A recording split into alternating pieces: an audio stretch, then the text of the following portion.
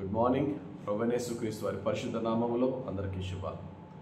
ఈరోజు మన అనుదిన ఆత్మీయ ఆహారంగా భక్తుడైన పౌలు కొరింథీ సంఘానికి రాసిన మొదటి పత్రిక 9వ అధ్యాయం 9వ వచనంలో కళ్ళము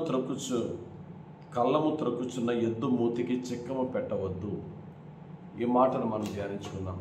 కళ్ళము తొక్కుచున్న ఎద్దు మూతికి చిక్కము పెట్టవద్దు అనే మాటకు అర్థం ఏంటంటే, వ్యవసాయకులు పొలం దున్నేటప్పుడు ఆ దున్నుతున్న ఆ ఎద్దు యొక్క మూతి ఓపెన్ చేసి అక్కడ ఉన్న గడ్డిని ఎక్కడ తినేస్తుందో అని చెప్పి రైతు ఏం చేస్తారంటే ఆ ఎద్దు మూతికి చిక్కం కట్టేస్తారు. అంటే అది నోరు తెరిచినా తినలేని స్థితిలో. కళ్ళతో దానికి ఆహారం కనబడుతుంది, కానీ అది తినలేదు. రైతుకి ఏం కావాలంటే దానితో కష్టమైన పని చేయించుకోవాలి, కానీ దాని కళ్ళకు కనబడుతున్న ఆశపడుతున్న ఆ యొక్క ఆహారము అది తినకుండా అది పని చేయాలి అని ఎద్దు మూతికి చిక్కాలు కడతారు రైతులు. కానీ దేవుడు మనుషుల గురించి మాత్రమే కాకుండా జంతువుల మీద కూడా జాలి చూపించిన దేవుడు, ఎట్టి పరిస్థితుల్లో పని చేయొద్దు, అది తింటే తిన్నవు, కానీ దానితో కష్టం చేసి దాంతో పని చేయించుకో, కానీ దాని కళ్ళ ముందు ఆహారం పెట్టి అది తినకుండా దాన్ని చేయొద్దు అని దేవుడు ఇక్కడ చెప్తున్నాడు. ఈ మాట ఓన్లీ ఎద్దుల గురించి చెప్తున్న మాటేనా, మనకి కూడా సంబంధించిందా అని పౌలు గారు అడుగుతున్నారు. వారు అంటే ఆ పొలంలో పనిచేస్తున్న ఎద్దుకి ఆ పొలంలో కనబడే ఆహారం తినే అవకాశం ఉండేలా చెయ్యి, అలాగే ఆ పొలంలో పనిచేస్తున్న రైతుకి ఆ పొలంలో వచ్చే పంటను ఖచ్చితంగా అనుభవించేలా చెయ్యి. ఆ లేబర్ ఎవరైతే పని చేస్తున్నాడో ఆ కూలి వాడు చేస్తున్న కష్టానికి ఆ యొక్క ఆహారం తినేలా చెయ్యి. అలాగే సేవ చేస్తున్న సేవకుడు ఆ సేవ ద్వారా వచ్చే ఆహారం తినే విధంగా చేయమని పౌలు భక్తుడు చెప్తున్న మాటలు. అంటే దీని నుండి మనం నేర్చుకుంటున్న నీతి ఏంటి, మోరల్ ఏంటంటే, ఎద్దు విషయంలోనే ఎంత ప్రేమ చూపించి ఎంత జాగ్రత్త తీసుకున్న దేవుడు మనుషుల పట్ల ఇంకెంత ప్రేమ చూపిస్తాడు. దీన్ని మనం మనుషులకు మనం జోడిస్తే, ఎవరితో అయితే మనం పని చేయించుకుంటామో, మరి ముఖ్యంగా మన ఇంట్లో ఉన్న పనివారి గురించి మాట్లాడుతున్నాను. మన ఇంట్లో మనకి ప్రతిరోజు వచ్చి గిన్నెలు తోమే డొమెస్టిక్ హెల్పర్స్ ఉంటారు. మన గిన్నెలు కడుగుతారు, వంట చేసి పెడతారు, లేక కూరగాయలు కోసి వెళ్తారు. వారి కంటికి కనబడుతున్న ఆహారంలో ఏదైనా వారి చేతుల మీదుగా వండిన తర్వాత కొంచెం వారి తినడానికి పెట్టడానికి మనం వెనకడుగు వేయద్దు. అది ఏ ఆహారమైనా ఎప్పుడైనా సరే, మరి ముఖ్యంగా స్త్రీలు, మీరు మీ యొక్క పనికి వచ్చే హెల్పర్స్ ఎవరైతే ఉంటారో వారికి మీరు తింటున్న ఆహారం, మీరు వండిన కూరలో కొంచెం వారికి పెట్టండి. ఒకవేళ మంచి స్వీట్ చేయించుకున్నారనుకోండి, ఆ మంచి స్వీట్ ఆవిడే చేసింది అనుకోండి, ఆవిడతో చేయించి మొత్తం అంతా మనం తినేయడం కాకుండా ఖచ్చితంగా ఏ స్వీట్ అయినా సరే కొంచెం ఆమె తినడానికో లేకపోతే ఆమె ఇంటికో కొంచెం పెట్టాలి. ఎందుకంటే ఆమె వండుతున్నప్పుడు ఆమె కళ్ళు దాన్ని చూసింది.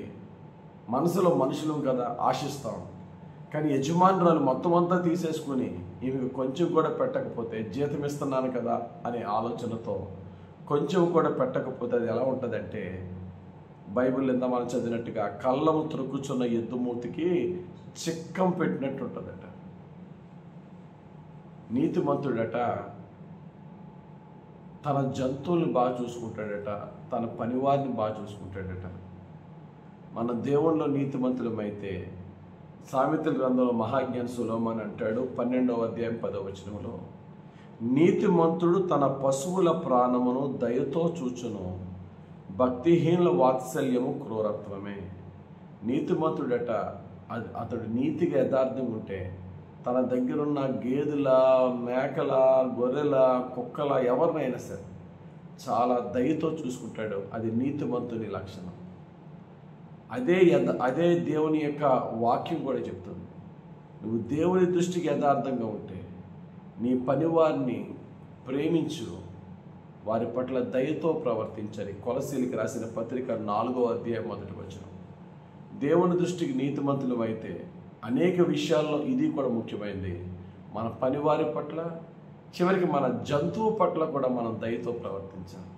కాబట్టి ఈరోజు దేవుడు చెప్తున్న వాక్య ప్రకారం మన దగ్గర పని చేస్తున్న పనివారు, మనతో పాటు వారు కూడా మనం తింటున్నది ఆశిస్తారు.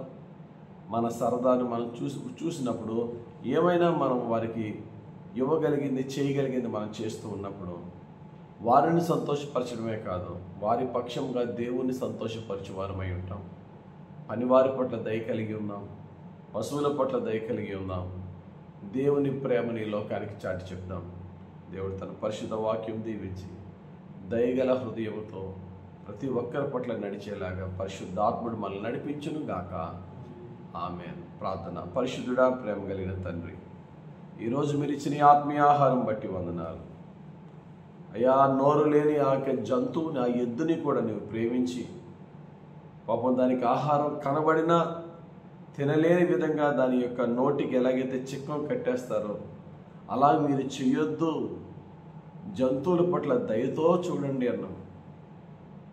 జంతువుల పట్ల అంత దయ చూపించిన వాడు నీ రూపంలో చేసుకున్న మనిషి పట్ల ఇంకెంత దయ కలిగిన వాడు అనేది మేము అర్థం చేసుకుంటూ అయ్యా, తోటి మానవుల పట్ల, మా క్రింద పనివారి పట్ల ప్రేమ కలిగి దయ కలిగి ఉండే హృదయాలు మాకు దయచేయండి. మా జంతువులను కూడా దయతో చూడగలిగే హృదయం మాకు దయచేయండి. యేసుక్రీస్తు వారి పరిశుద్ధ నామములో ప్రార్థించి వేడుకొంచున్నాం తండ్రి. ఆమేన్. మన తండ్రి అయిన యెహోవా దేవుని ప్రేమ, రక్షకుడైన యేసుక్రీస్తు వారి కృప, ఆదరించి పరిశుద్ధాత్మ దేవుని అభిషేకము హెచ్చుగా మనపై దిగువచ్చి మనల్ని సర్వసత్యములోనికి నడిపించి వాక్యానుసారంగా జీవింపజేయును గాక. ఆమేన్. God bless you. Have a very blessed day.